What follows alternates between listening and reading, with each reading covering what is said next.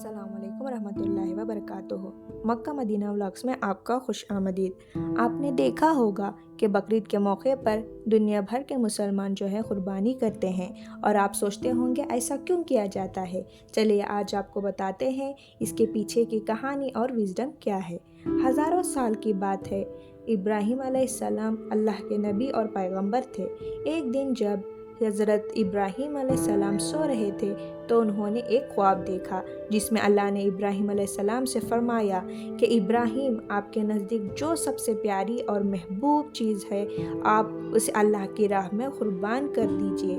अब यहाँ आपको बता दूँ कि अल्लाह अपने बंदों का और ख़ास तौर पे अपने नबियों का इम्तिहान लेता है ये देखने के लिए कि बंदा अल्लाह से मोहब्बत करता है या अल्लाह के दिए हुए तोहफे से मोहब्बत करता है।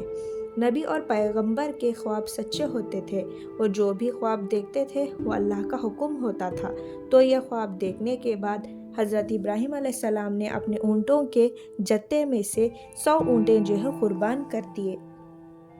हज़रत इब्राहीम अलैहिस्सलाम ने सोचा जो अल्लाह ने उन्हें हुक्म दिया था वो पूरा हो गया। पर जब वो रात को सोए तो उन्हें फिर से ख्वाब आया। इब्राहीम अलैहिस्सलाम ने दूसरे दिन जो है 200 ऊँटें अल्लाह की राह में कुर्बान कर दिए। लेकिन अगली रात उन्हें फिर से यही ख्वाब आया जिसमें अल्लाह ताला ने उन्हें उनकी सबसे पसंदीदा जो चीज़ है कुर्बान करने का हुक्म दिया। अब इब्राहीम अलैहिस्सलाम सोच में पड़ गए कि आखिर अल्लाह उनसे किस चीज़ की कुर्बानी चाहते हैं। फिर उन्होंने सोचा इस दुनिया में सबसे अजीज़ चीज़ मेरे लिए मेरा बेटा इस्माइल है।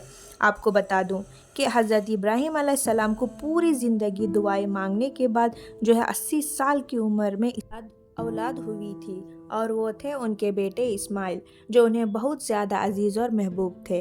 अब इब्राहीम अलैहिस्सलाम समझ चुके थे कि दरअसल अल्लाह ताला ने उनसे उनके बेटे की कुर्बानी मांगी है।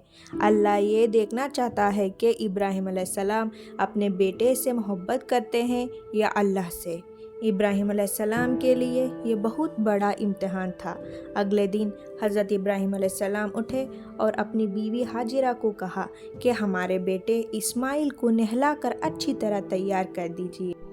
की बीवी हज़रत हाजिरा ज़रा ताला ने अपने बेटे को बहुत अच्छी तरह से नहलाकर खुशबू लगाकर तैयार कर दिया और हज़रत इब्राहीम अलैहिस्सलाम अपने बेटे को लेकर एक पहाड़ की तरफ रवाना हो गए।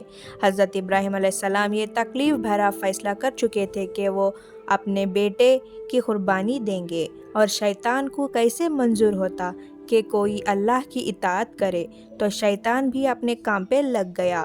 वो सीधा इब्राहीम अलैहिस्सलाम की बीवी हज़रत हाजिरा ज़रा ताला के पास एक बुज़ुर्ग की शक्ल में गया और उनसे कहा इब्राहीम तुम्हारे बेटे को किसी दावत पे नहीं बल्कि उसे कुर्बान करने के लिए गए हैं। ये सुनकर हज़रत हाजिरा ज़रा ताला बहुत हैरान हुई और वो समझ गई कि ये ज़रूर अल्लाह का हुक्म होगा।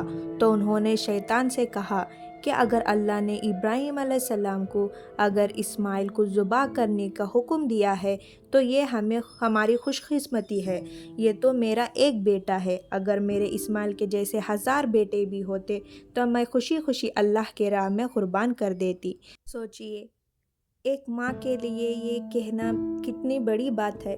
जब शैतान हज़रत हाजिरा ज़रा ताला को भड़काने में नाकामयाब हो गया तो सीधे उनके बेटे इस्माइल अलैहिस्सलाम के पास गया और कहने लगा तुम्हारे बाबा तुम्हें किसी दावत में नहीं बल्कि तुम्हें मारने के लिए लेके जा रहे हैं। जवाब में इस्माइल अलैहिस्सलाम ने कहा अगर ये अल्लाह का हुक्म है तो मेरे लिए इससे बड़ी क्या खुशनसीबी की बात है कि मैं अल्लाह की राह में कुर्बान हो जाऊं। 13 साल के बच्चे में इतनी समझ और बहादुरी होना कितनी बड़ी बात है। यहाँ भी जब शैतान नाकामयाब हो गया तो वो इब्राहीम अलैहिस्सलाम को भड़काने की कोशिश करने लगा कि तुम्हें ये बेटा इतनी मेहनतों से मिला है, अगर तुमने इसे कुर्बान कर दिया तो बुढ़ापे में तुम्हारा सहारा कौन बनेगा, और अगर अल्लाह ने ये कुर्बानी भी कबूल नहीं करी तो तुम्हारा कितना बड़ा नुकसान हो जाएगा। ऐसा मत करो। शैतान हर तरह से उन्हें बार बार बहकाने की कोशिश करता रहा और गुस्से में आके हज़रत इब्राहीम अलैहिस्सलाम ने शैतान को जो है पत्थर मारा। यही वजह से جب لوگ حج پہ جاتے ہیں تو شیطان کو آج بھی کنکر مارتے ہیں، اور یہ حج کے اہم ارکانوں میں سے ایک ارکان ہے۔ شیطان کے جانے کے بعد حضرت ابراہیم علیہ السلام نے اپنے بیٹے کو ساری بات بتائی تو علیہ السلام نے فرمایا کہ بابا، اگر یہ اللہ کا حکم ہے تو مجھے یہ منظور ہے، آپ بس میرے ہاتھ پر باندھ دیجئے اور اپنی آنکھوں پر بھی پٹی باندھ لیجئے، تاکہ جب آپ میری گردن پر چھری چلائیں تو آپ کو تکلیف نہ ہو اور آپ کے یہ اسے کرنے سے مکر نہ جائیں۔ بس پھر ابراہیم علیہ السلام نے اپنے بیٹے کے ہاتھ پر باندھ دیے اور اپنی آنکھوں پر پٹی بھی باندھ لی، اور جب انہوں نے اسماعیل علیہ السلام کی گردن پر چھری چلائی تو ایک جانور کی آواز سنائی دی۔ جانور کی آواز سنائی دینے پر حضرت ابراہیم علیہ السلام حیران ہو گئے۔ انہوں نے جب آنکھوں سے پٹی کھولی تو ایک دمبا ذبح ہوا تھا اور اسماعیل علیہ السلام ان کے پاس کھڑے مسکرا رہے تھے۔ تب آسمان سے اللہ نے ابراہیم علیہ السلام سے فرمایا کہ ابراہیم، آپ اس امتحان میں کامیاب ہو گئے، ہم نے آپ کی یہ قربانی قبول کی، آپ کا یہ امتحان قیامت تک یاد رکھے گا، اور آپ کی اس سنت کو ایمان والے لوگ ہر سال یاد رکھیں گے اور ہر سال اللہ کی راہ میں قربانی پیش کریں گے۔ ابراہیم علیہ السلام کی اس سنت کو اللہ نے آنے والے نسلوں کے لیے عبرت بنایا، اور اسی لیے مسلمان ہر سال حج کے موقع پر قربانی کرتا ہے۔ بقرعید پر جو بھی جانور حلال ہوتے ہیں انہیں گوشت کو 3 حصوں میں بانٹا جاتا ہے۔ پہلا حصہ غریبوں میں اور مسکینوں میں بانٹا جاتا ہے، دوسرا حصہ رشتہ داروں میں دیا جاتا ہے، اور تیسرا حصہ خود اپنے گھر میں رکھا جاتا ہے۔ آپ کو یہ پتہ ہونا چاہیے کہ بقرعید کے موقع کا غریب لوگ سال بھر انتظار کرتے ہیں، کیونکہ یہی سال کا ایک لوتا موقع ہوتا ہے جب انہیں گوشت کھانا نصیب ہوتا ہے۔ بقرعید کا یہ فیسٹیول دنیا بھر میں بھوک ماری مٹانے میں ایک ذریعہ ہے۔ حج کے ان 10 دنوں کی گئی نیکیاں اللہ کو سال بھر کی گئی نیکیوں سے زیادہ پسند ہے۔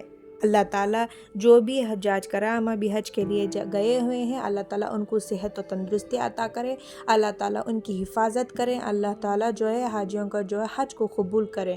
ابھی تک آپ نے میرے چینل کو سبسکرائب نہیں کیا ہوا ہے تو میرے چینل کو لازمی سبسکرائب کریں، تاکہ آنے والے جو بھی مکہ مدینہ اور حج کے لیٹسٹ جو بھی اپڈیٹس ہیں آپ کو پہلے سے ہی اس کا پتہ چلے۔ آئی ہوپ آپ کو میرے اس ویڈیو پسند آیا ہوا ہوگا۔ انشاءاللہ پھر ملتے ہیں اگلے ویڈیو میں، تب تک کے لیے اپنا خیال رکھیے، خوب ساری دعائیں کیجیے، اور مکہ مدینہ ولاگز کی طرف سے آپ سب کو عید الاضحیٰ مبارک۔ شکریہ۔ اللہ حافظ۔